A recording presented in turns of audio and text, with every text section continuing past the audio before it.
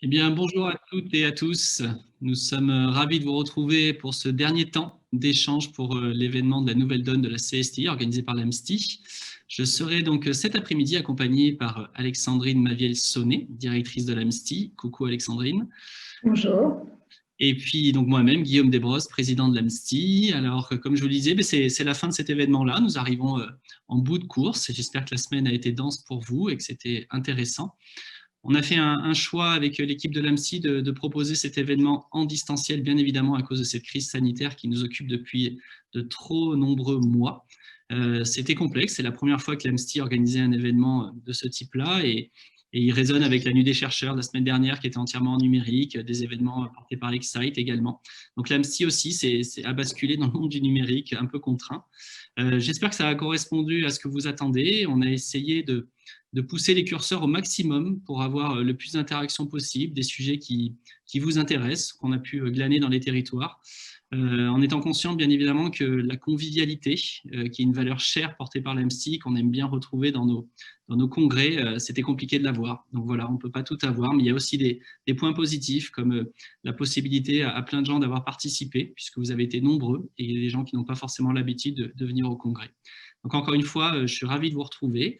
Avec Alexandrine, on a la lourde tâche d'essayer de faire une synthèse et mettre un peu de perspective dans tous ces échanges qui ont été très riches. Donc on va essayer de vous proposer ça.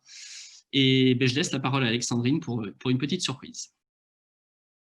Je ne sais pas si c'est une petite surprise. Merci Guillaume.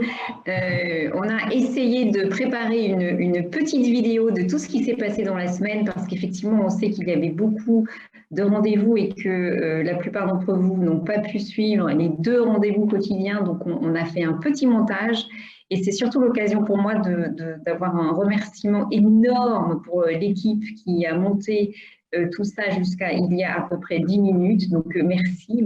Ils sont 2 derrière moi. Je n'ai pas non plus une équipe immense. Donc, Maggie Théry et Benjamin en particulier pour la vidéo. Donc, je vous laisse la découvrir. À tout de suite. C'est un véritable plaisir de vous retrouver pour cette semaine de mobilisation collective, cette semaine de partage, d'imagination et de débat, le tout organisé par l'AMSTI. Notre table ronde parle de ces urgences sociétales au pluriel. C'est vrai qu'il y a l'urgence de la crise sanitaire actuelle, mais les urgences environnementales qui sont peut-être moins récentes, mais pas moins urgentes. Toutes les paroles se valent, on doute de tout. Nous, acteurs de la CSTI, qu'avons-nous manqué, mal fait ou pas assez fait pour en arriver à cette situation? L'histoire naturelle est fondamentalement une science d'observation. Et une science d'observation, ça veut dire une science qui aide à forger une éthique intellectuelle. Et on arrive à cette contradiction que le désir de véracité aboutit à un déni de vérité. Ce qui était intéressant pour moi, c'était le relationnel entre l'homme et la machine. C'est-à-dire le fait que, ce que j'avais ressenti au début finalement, de pouvoir avoir l'envie d'établir un relationnel intime avec une machine humanoïde. Pour mener ce projet aussi, on a fait le pari de l'intelligence de nos équipes, l'intelligence de nos élèves, leur faire confiance. J'accroche aussi sur le terme de l'émotion que vous avez cité. Ça, c'est vrai que c'est une clé, une valeur assez fondamentale de nos missions et de nos actions de culture scientifique, de notre métier de médiation, créer et susciter de l'émotion. Le potentiel pédagogique des innovations portées par les startups n'était pas exploité aujourd'hui dans le domaine de l'éducation, alors qu'on voyait plein de choses qui pouvaient être de merveilleux vecteurs pédagogiques, et notamment par rapport à la pédagogie des sciences. Les élèves vont vraiment réfléchir à des problématiques concrètes liées aux sciences et avec à la clé des productions, des prototypages, des preuves de concept liées bien sûr au domaine d'activité de l'entreprise. Et au niveau de mes collègues médiateurs, on s'est dit qu'on ne pouvait pas passer à côté du sujet de la vaccination, que les gens se posaient beaucoup de questions à ce moment-là et qu'il fallait qu'on l'aborde. L'objectif, c'était à chaque fois de permettre au maximum des interactions entre le milieu de la recherche, le milieu des collectivités politiques et le grand public. Donc l'idée, c'est bel et bien en fait d'engager un groupe de citoyens dans un parcours réflexif qui est co-construit, qui part de l'intérêt et des questionnements des citoyens eux-mêmes. Il faut savoir que Oceanopolis a été créé à Brest parce qu'il y avait déjà en fait se concentrer d'acteurs sur le territoire. J'ai toujours été passionné de ce lien qu'il peut y avoir entre la recherche et l'industrie. Et il m'a toujours manqué le trépied pour avoir l'équilibre, c'est la relation que les chercheurs publics de la recherche publique et les industriels peuvent avoir avec ce que j'appelle le monde socio-économique, mais de manière plus largement avec la société. Le territoire est déjà organisé effectivement autour de cette question de la transmission et du lien entre les acteurs scientifiques, industriels et le grand public. Il y a parfois des fractures qui se creusent, et on le voit aussi actuellement avec la crise sanitaire que l'on vit. Les acteurs de la culture scientifique et technique peuvent être des bons partenaires des pouvoirs publics pour répondre à ces questions. Quelles sont, si je puis dire, les forces en présence dans ces débats, dans cette façon qu'on a de vulgariser la science? Il y a les journalistes, il y a les médiateurs, les médiatrices, et évidemment, il y a les scientifiques eux-mêmes, sans lesquels rien ne serait possible. Donc, les journalistes scientifiques, déjà, qui sont-ils? Est-ce que ce sont d'anciens scientifiques, d'anciens étudiants en sciences, des chercheurs en reconversion? Et comment vous voyez leur rôle ou leur fonction par rapport justement à la grande catégorie des journalistes? On est dans une crise extrêmement profonde, une crise qui touche tout le monde. Et bien évidemment, la presse scientifique n'y échappe pas du tout. On voit avec la crise du Covid que, voilà, que la plupart des rédactions, en tout cas audiovisuelles, n'ont pas du tout été à la hauteur de l'événement, et qu'il a manqué dans ces rédactions ce que les journalistes scientifiques ont, c'est-à-dire pas seulement une appétence, une curiosité, une compétence sur les questions de science, mais aussi un recul critique sur la parole scientifique. Parmi les décideurs, ils ont certainement énormément de culture, mais manifestement, la culture scientifique ne fait pas partie vraiment de leur centre d'intérêt ou de leur formation. Et je trouve que ça se ressent dans les décisions, alors dans les décisions politiques, mais aussi dans les décisions de programmation et de mettre de la science à l'antenne. Qu'on arrive à construire un journalisme non suspect de collusion, qui soit indépendant et critique, qui soit une espèce de pôle de stabilité et de qualité auquel les gens peuvent se référer parce qu'il y a la confiance, parce qu'il y a un travail qui a été bien fait et qui est réputé tel. Je pense que c'est vraiment une partie de la solution. C'est par l'éducation de la population que l'on pourra faire comprendre que le débat scientifique, il est sain et il est normal et il fait partie de la construction du savoir. Il y a plein de moyens, en fait, avec les médias sociaux, d'essayer de faire passer de la bonne science, j'ai envie de dire, entre guillemets, auprès de nos fans et de remettre des gens en face. En fait, c'est ça qui est important. Dans le terme médiateur, pour moi, il y a vraiment cette réflexivité et ce travail de tisser des liens et d'aller plus loin que seulement présenter des résultats scientifiques. On les considère vraiment comme des auteurs. Et dans le dispositif qu'on a mis en place au niveau de Toulouse Métropole, c'est vraiment de créer des résidences de vidéastes sur le modèle des résidences d'artistes. Et j'ai envie de dire, derrière ce projet Les Connecteurs, c'est au-delà du travail collaboratif, c'est un état d'esprit finalement qui a été initié à travers ce projet, quoi. Moi, ce que j'attendais, c'était le côté un peu barré, perché, qui allait déstabiliser un peu nos pratiques habituelles de médiation. Le format résidence était vraiment un outil très puissant pour établir cette confiance et mettre en place une acculturation. De mon point de vue, et effectivement du point de vue des autres vidéastes que je côtoie, aucune défiance envers les institutions ou de peur d'être étiqueté. Bien au contraire. Mais ce qui m'a le plus marqué, c'est justement cette partie très, très humaine d'échange en fait, autour de la curiosité. Je pense que ça marquera les prochains projets dans lesquels je travaillerai. Oui, évidemment que ça donne envie de refaire l'expérience, c'est clair. Je crois que tout le monde est d'accord pour que vous vous lanciez dans d'autres prochaines éditions qui seront, je suis sûre, qui crouleront sous les candidatures des vidéastes. Ça ne signifie pas que les formes classiques de diffusion liées particulièrement au livre ont disparu, mais elles s'insèrent dans un ensemble plus vaste d'activités auxquelles, voilà, qui font qu'il y a une concurrence des différentes formes de transmission. Globalement, sur cette question du livre comme ressource, il y avait vraiment, de manière assez systématique dans ce qu'on a pu avoir comme discours, la confrontation entre le livre et ce qu'on pouvait trouver comme information sur le web, avec différents arguments de chaque côté pour défendre une posture ou l'autre. On voit que c'était une semaine extrêmement riche et assez passionnante et vraiment très diversifiée pour le coup. Je voulais commencer par un cercle de remerciements. Une fois n'est pas coutume, je préfère les faire au début. Je voulais d'abord remercier l'ensemble des intervenants qui se sont prêtés au jeu de participer à la nouvelle note de la CSTI. Merci vraiment sincèrement à eux. Remercier très chaleureusement l'équipe de l'AMSTI opérationnelle, emmené par sa directrice Alexandrine. Remercier le bureau également qui s'est mobilisé pour imaginer ce mini-congrès numérique et puis également qui m'a accompagné pour travailler cette synthèse. Donc un spécial message pour Sébastien et puis Eric. Et puis un message pour le conseil d'administration de l'AMSTI qui travaille voilà, depuis de longs mois sur ce programme-là. Remercier aussi bien sûr nos partenaires, le ministère de l'Enseignement supérieur, de la Recherche et de l'Innovation et le ministère de la Culture. Et puis vous remerciez vous qui êtes devant votre écran et pour ceux qui ne le sont pas également mais qui l'ont été pendant la semaine parce que vous avez été très nombreux sur l'ensemble des ateliers et des tables rondes qui ont été proposées. Donc merci d'être au rendez-vous proposé par l'AMSTI. Oui Guillaume, donc merci à tous. On vous a déjà beaucoup sollicité pour préparer cet événement et on va encore le faire parce qu'on aimerait bien en fait évaluer, tu l'as dit, c'est un peu une première pour nous ce format sur 4 jours tout en numérique. Donc on va vous demander un dernier effort peut-être en fin de semaine ou tout début de semaine prochaine pour évaluer. Donc faites un retour et n'hésitez pas, dites-nous tout ce qu'on doit améliorer parce qu'on pense que ce format numérique, on va certainement devoir le renouveler. Donc aidez-nous à nous améliorer. Vous pouvez aussi faire des commentaires positifs, l'équipe sera toujours ravie, mais on vous enverra ce questionnaire en fin de journée ou lundi.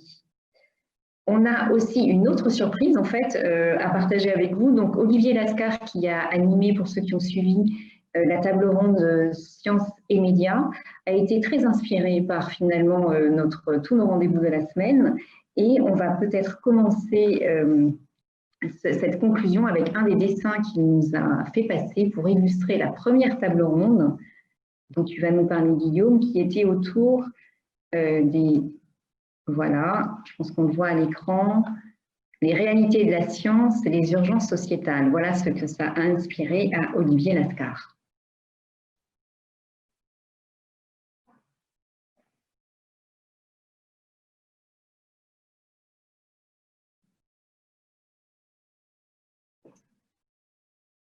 Alors peut-être pour enchaîner, pour le coup, attaquons la conclusion. Si vous en êtes d'accord, ces rencontres ont été une nouvelle fois une mise sous le feu des projecteurs de la complexité du monde. Vous me dites si c'est bon, je regarde Alexandrine, c'est tout bon? C'est bon. Parfait, merci. Donc ça, on a encore mis sous le feu des projecteurs en effet la complexité du monde, mais également la complexité de nos métiers. Lors de l'ensemble des tables rondes a été rappelé l'urgence de médiation en société. Nous sommes sur des enjeux forts qui vont bien au-delà du partage de la connaissance. Bruno David, lors de cette première table ronde, nous rappelait que la science est un processus qui se construit au fil du temps. Une opinion respectable n'est pas un fait scientifique. Et le cœur du problème, c'est qu'aujourd'hui, tous les discours se valent. En effet, nous avons besoin, et c'est notre mission collective, d'affronter la complexité, de l'assumer, d'expliquer, de montrer la construction de la science en étant inclusif. Étienne Klein parle d'ailleurs de pédagogie de la méthode scientifique. Il parle également du paradoxe, qui est un outil précieux d'éducation. Nous avons beaucoup parlé lors de cette table ronde de la lutte contre les infox, de la lutte contre le conspirationnisme et des différentes stratégies adoptées. La lutte est une nouvelle fois complexe et déséquilibrée. Nous n'avons pas, hélas, de baguette magique, même si nous sommes très mobilisés. Étienne Klein a parlé d'une stratégie de rupture, avec des acteurs qui deviennent des soldats. Ce terme a d'ailleurs beaucoup fait réagir sur le chat. Même si je comprends le sens de cette image, elle renvoie tout de même une notion d'opposition, de combat. Un complotiste est aussi un citoyen. Nous sommes des médiateurs. Nous sommes là pour créer du lien. Nous sommes là pour créer de l'échange, pour être inclusifs une nouvelle fois. Nous avons une fonction sociale. Alors n'allons pas au combat, mais plutôt au contact avec nos médiateurs, avec nos forces à nous. D'ailleurs, puisqu'on parle des médiateurs, un atelier leur a été consacré. À quoi ressemblera le médiateur en 2040? Alors je propose de laisser la parole à Alexandrine pour voir quelle tête il ou elle aura. Donc, en effet, on a eu aussi des moments un peu plus pratiques. On va dire que les réflexions sur les urgences sociétales et les débats peut-être un peu plus perchés, comme on dit certains de nos administrateurs. Donc, on a eu quelques partages d'expériences, notamment sur le rôle du médiateur et comment pouvait-il faire pour créer un lien entre la science et les citoyens de demain. Et on a parlé beaucoup d'environnement. COP-Plan, qui était une initiative de l'AEFE, l'Association de l'enseignement français de l'étranger, nous a parlé comment créer des débats citoyens avec les jeunes lycéens. On a parlé aussi d'environnement avec une initiative autour de la fermeture de Fessenheim qui était expliquée par nos amis du jardin. Voilà. Ensuite, on a encore parlé d'environnement avec des startups à l'école, autour de la création de barres alimentaires à base d'algues marines Algama. Et enfin, on a parlé de médiation autour de la vaccination avec l'exemple de Kitry-Largetot au Palais de la Découverte. Donc, après avoir abordé ces exemples et ces expériences de nos médiateurs, on a vraiment eu un atelier très pratique autour du rôle de médiateur en 2040. Et là, Yves Armel Martin, qui nous accompagnait pour cet atelier, nous a décrit un monde en 2040 assez particulier où la température de Lyon serait équivalente à celle de Madrid aujourd'hui, une population vieillissante avec beaucoup de personnes de plus de 85 ans, 31% de la population aurait plus de 60 ans, il y aurait moins de chômage mais plus de précarité et 42% de la population active seraient des travailleurs indépendants et donc ne travailleraient plus dans des structures avec des contrats comme nous sommes habitués aujourd'hui. Donc, dans ce contexte, nos amis ont imaginé les missions que pourrait être le médiateur de 2040 et je vais dévoiler une de ces missions qui a été imaginée par un groupe de travail. Donc, je vais lire leurs résultats. Donc, voici la mission du médiateur. Un réseau d'EHPAD veut avoir des jardins connectés et faire travailler ses seniors au jardinage connecté et voir l'effet sur Alzheimer avec une équipe de recherche en neuro. Le centre de sciences est sollicité par l'Agence nationale pour lui créer une équipe de projet qui cumule data, agriculture, médiation personnes âgées, neurosciences et médecine. Et c'est donc le médiateur qui est sollicité pour travailler sur ce sujet et qui doit piloter le projet. Voilà, c'est ce genre d'exemple pratique qu'on a imaginé dans les ateliers et c'est aussi cet exemple qui a été une source d'inspiration pour Olivier encore, qui a suivi un petit peu les ateliers et qui nous a envoyé ce petit dessin pour nous montrer et illustrer ce que lui imaginait sur le médiateur de 2040. Voilà, donc c'est vers une ubérisation, mais je dois dire que ce n'était pas ce qu'il imaginait vraiment, c'était ce que nous a présenté donc le Bureau des possibles, Yves Armel, qui voyait en 2040 effectivement une ubérisation possible de toutes les professions finalement.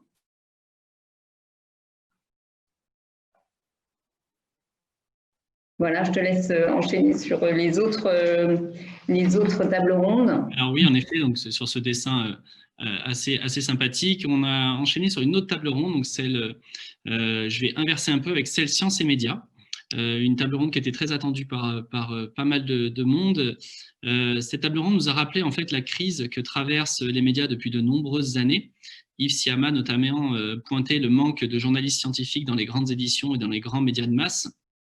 La crise de la Covid peut être aussi une opportunité pour contraindre les patrons de presse à revoir leur positionnement. C'était un avis de Stéphane Foucard au Monde. Si la radio s'en sort plutôt pas mal, plutôt bien même, la télévision a du retard, beaucoup de retard, mais ce n'est pas une fatalité selon Daniel Fievé. Yves Siama réclame, lui, un retour de la confiance. C'est la clé pour lui pour pouvoir avancer et avoir une relation constructive avec la société. De notre côté, nous avons noté la faiblesse finalement des interactions entre acteurs de CSTI et médias, et notamment dans les chats, il y a eu beaucoup d'interventions dans ce sens-là. Alain Sirou parlait, lui, du manque de culture scientifique, technique et industrielle chez les décideurs, c'est-à-dire les patrons, les directeurs de publication, et selon lui, ils n'ont pas été au rendez-vous de la crise. Alexandrine, je te laisse la suite. Donc, j'ai une spéciale dédicace pour Alain Sirou. En fait, Olivier Lascar a suivi nos débats sur sciences et médias et a fait ce petit dessin à son attention en particulier parce qu'on sait bien que Olivier aime beaucoup Elon Musk. Et il lui a fait ce petit dessin que je partage avec vous. Parce qu'effectivement, Alain Sirou nous rappelle souvent que le marketing du voyage sur Mars est plus avancé que le voyage sur Mars lui-même. Voilà, j'espère qu'Alain, je vous enverrai ce dessin d'ailleurs, il est spécialement pour vous.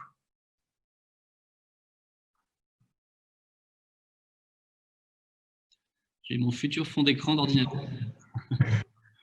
Alors, une autre table ronde tout aussi passionnante, c'est la table ronde autour des politiques territoriales, animée par Raphaël Degène. Je voulais d'abord noter les propos de Marc Chassot-Bénet, qui est élu à la ville de Saint-Étienne et qui nous a alerté sur 2 points assez intéressants, il me semble. Tout d'abord, c'est la notion de pédagogie à l'élu. Selon lui, il y a un déficit d'acculturation autour de la culture scientifique, technique et industrielle chez nos élus, et qu'il est important de travailler ça, et il parlait notamment du travail de lobbying plutôt efficace porté par d'autres acteurs culturels, et il lui semblait que les acteurs de la CSTI n'étaient pas assez présents sur ce point-là. Un point information AMSTI, pour le coup, on l'a partagé dans le chat, mais peut-être que tout le monde ne l'a pas vu. Une initiative qui aura lieu très prochainement, c'est un rendez-vous avec l'Association des maires de France pour présenter ce qu'est la culture scientifique, technique et industrielle et qui sont les acteurs qui la portent dans les territoires. Pendant cette table ronde, nous avons également interrogé notre relation à l'industrie, à l'entrepreneuriat, au monde des start-upers. Laurent Bailly nous rappelait le nécessaire besoin d'interaction entre acteurs de la tech et acteurs de la CSTI. Il nous proposait d'être plus présents dans les instances, d'être proactifs, que l'économie n'est pas la seule valeur portée par les start-upers et que beaucoup de ponts sont à imaginer entre nos mondes. En revanche, il notait que nous avons besoin d'être outillés, donc également une nouvelle action concrète pour 2021 pour l'AMSTI, avec la réalisation d'un vadémécum autour de l'entrepreneuriat pour accompagner nos membres et leur permettre d'être en interaction plus facilement avec le monde de l'entreprise et de l'innovation.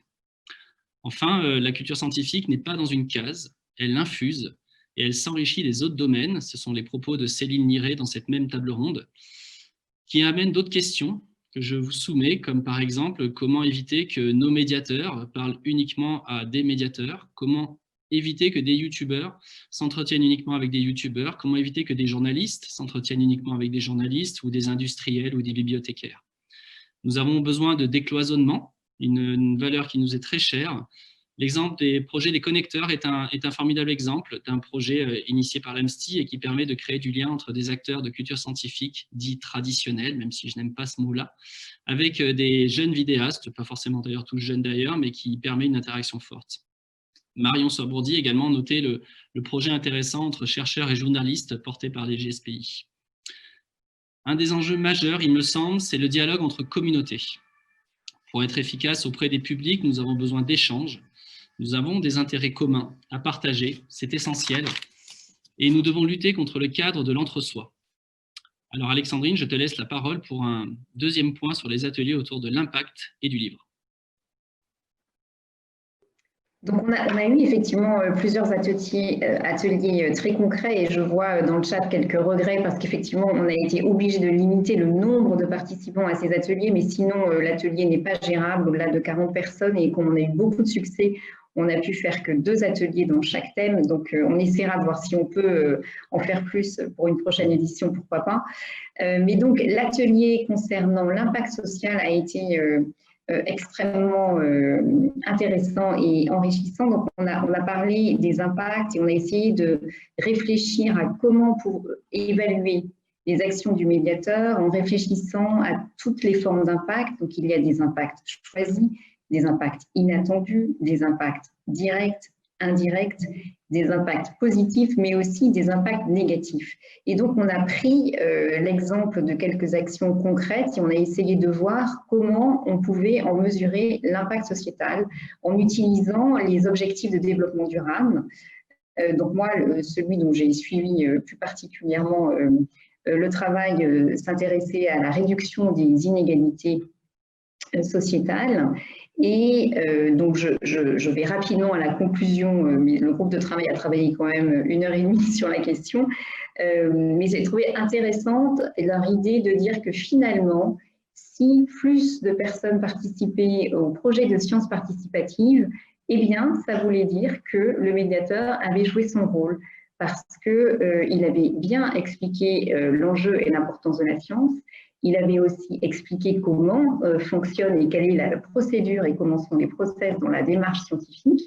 Et du coup, le public va participer à ces projets de sciences participatives. Et donc, c'était finalement un bon moyen de voir si on avait un réel impact sur la société. Voilà, c'est un thème de réflexion, mais il y en a plusieurs et on partagera en fait toutes ces pistes de réflexion qui ont été assez riches pendant ces quelques jours.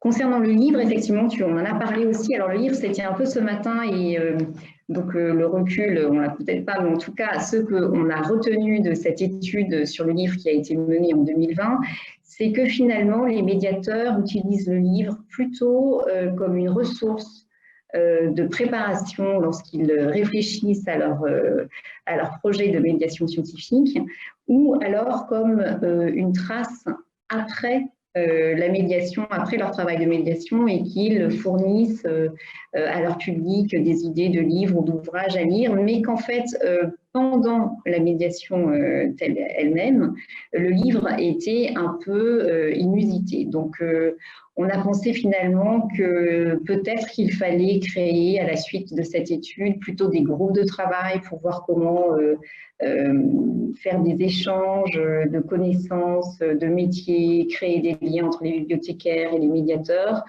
pour que justement on progresse sur ce rôle du livre dans les organisations de médiation scientifique. Voilà. Merci Alexandrine. Alors sur cette dernière partie, il me semble que nous avons pu voir lors de ces tables rondes que nous sommes au cœur d'un changement de paradigme. Nous sommes bien conscients des problématiques sociétales, bien conscients que nous courons derrière les injonctions, qu'elles soient politiques ou économiques. Nous courons derrière les tendances dans un rythme effréné. Et cette crise nous apprend également l'humilité. Alors on nous propose de penser en rupture, si je reprends les propos d'Étienne Klein. Peut-être qu'une rupture serait de prendre le temps d'une pensée rationnelle. Prendre le temps de faire le pari de l'intelligence, comme pouvait le dire Bruno David sur des propos qui m'ont beaucoup plu. Et je rajouterais peut-être prendre le temps de faire le pari de l'inclusion, en affirmant nos forces, l'éthique, la médiation qualitative portée par les acteurs de CSTI, la présence dans les territoires. Nous ne sommes pas hors sol, nous sommes bien au contact des citoyens, c'est notre force, en prenant en compte l'innovation et tout en affrontant nos faiblesses, car nous en avons bien évidemment. Le temps est venu, selon moi et selon nous, de positionner la CSTI comme une grande cause publique, au plus proche des citoyens et des territoires. Ces temps qu'on a pu avoir cette semaine le montrent réellement. Le temps est venu que les décideurs inscrivent la CSTI dans un programme politique majeur.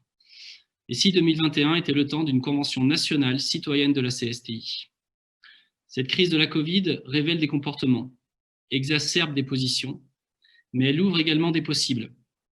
Elle met sous le feu des projecteurs des manques, mais elle décuple dans tous les cas notre motivation à exercer notre métier de médiateur. Alexandrine, tu avais également un mot de conclusion, donc je te laisse l'exprimer. Non, c'était simplement pour dire qu'effectivement, ces journées avaient été riches en réflexion et donc on va retenir, mais tu l'as dit, toutes ces pistes pour notre plan d'action 2021 que l'on va produire en janvier puisqu'on a un conseil d'administration et on va partager avec eux toutes les actions qu'on veut mener en 2021. Donc, ça va nous aider à avoir plein d'idées concrètes, à la fois concrètes, puisqu'on a vu quand même que les ateliers nous avaient donné des pistes très concrètes d'actions à mener, et puis aussi peut-être de réflexions plus larges. Peut-être qu'il faudra à nouveau organiser ce type d'échanges à distance, en numérique. Et comme vous le savez, notamment, on devait organiser notre prochain congrès en Ardèche, donc qui a déjà été reporté cette année à l'année prochaine. On imaginait l'organiser en juin 2021. On avoue que c'est un peu compliqué de se projeter pour juin 2021, maintenant en décembre. On s'est donné jusqu'à fin janvier de l'année prochaine pour voir si on maintient ce rendez-vous en juin ou si on le reporte à nouveau. Donc, je sais que beaucoup dans le chat nous disent qu'il nous manque les bières, il nous manque les petits cafés, il nous manque tout ça. Nous aussi, ça nous manque beaucoup. Et on a vraiment hâte d'organiser un vrai congrès en présentiel avec tout le monde. Et on va essayer de l'organiser au mieux, au plus tôt, mais vraiment à un moment aussi qui sera opportun et où on pourra le faire. Oui, et puis pour compléter ce que tu dis, bien évidemment, on a besoin de cette convivialité-là et cette interaction-là. Je crois que c'est d'autant plus important dans cette période de distanciel de favoriser les interactions, même si elles sont numériques. Je sais qu'il y a beaucoup d'échanges sur les chats, sur les réseaux sociaux, donc continuez et essayons d'organiser aussi des temps pour réfléchir ensemble à participer à construire ce fameux monde de demain. On a un vrai rôle à jouer collectivement et je crois que l'AMSTI est un réseau formidable pour ça. En tout cas, nous le défendons dans cette optique-là et voilà, on espère vraiment que ces 4 jours-là ont répondu à beaucoup d'attentes. Peut-être qu'ils génèrent aussi des frustrations, peut-être que notre présentation, elle est synthétique forcément, on a oublié beaucoup de choses, mais on voulait encore une fois vous remercier l'ensemble des participants pour tous ces échanges de qualité et de bien sûr continuer tous ces échanges à travers les réseaux sociaux, à travers des mails, des coups de téléphone, c'est important de rester en contact. Peut-être qu'on peut prendre quelques minutes s'il y a des questions dans le chat particulières, s'il y a des remarques. Moi, pour le coup, je n'ai pas le chat devant moi, donc je laisse Alexandrine me dire s'il y a des choses particulières. Alors, écoute, j'ai le chat devant moi, mais je ne vois pas vraiment de questions. Donc, n'hésitez pas à nous faire passer des vraies questions. On a quand même quelques bravos et merci, donc je te le dis, voilà, parce que ça fait plaisir quand même. On en a pas mal. Pour toi, il y a bravo Guillaume, il y a beaucoup de bravo Guillaume. Ouais, voilà. Et effectivement, je pense que tout le monde a envie d'organiser un vrai congrès en présentiel et tout le monde nous dit qu'effectivement, et ça c'est important de le signaler, effectivement le fait d'organiser ce format de congrès un peu, enfin même si ce n'est pas un congrès, mais en tout cas d'événements en numérique, il y a beaucoup de personnes qui nous ont suivis, qui ne sont pas membres de l'AMSTI, et qui vont certainement le devenir. Parfait, donc j'ai une très bonne nouvelle puisque l'ouverture des cotisations est prête, donc vous pouvez cotiser à l'AMSTI, rapprochez-vous d'Alexandrine. Non mais c'était aussi l'intérêt en effet d'ouvrir ce congrès plus largement, c'est aussi pour aller rencontrer des acteurs qui ne sont pas dans notre réseau et leur montrer comment on travaille pour peut-être susciter cette envie de nous rejoindre, bien évidemment. Alors s'il n'y a pas de questions, eh bien, on peut tendre vers la clôture officielle de la nouvelle donne de la CSTI. Je ne sais pas ce que tu en penses, il me semble que c'est bon. Mais je pense que c'est bon, donc on se donne rendez-vous l'année prochaine. L'année prochaine et dans quelques mois, on espère peut-être dans un environnement chaleureux ou en numérique. Merci à toutes et à tous et merci encore pour votre participation. Merci Alexandrine, à toute l'équipe de l'AMSTI et également merci à la technique qui est derrière, que vous n'avez pas vu mais qui a assuré pendant ces 4 jours et qui nous a permis de faire un événement dans des conditions remarquables. Donc merci beaucoup. À très bientôt. Merci à tous.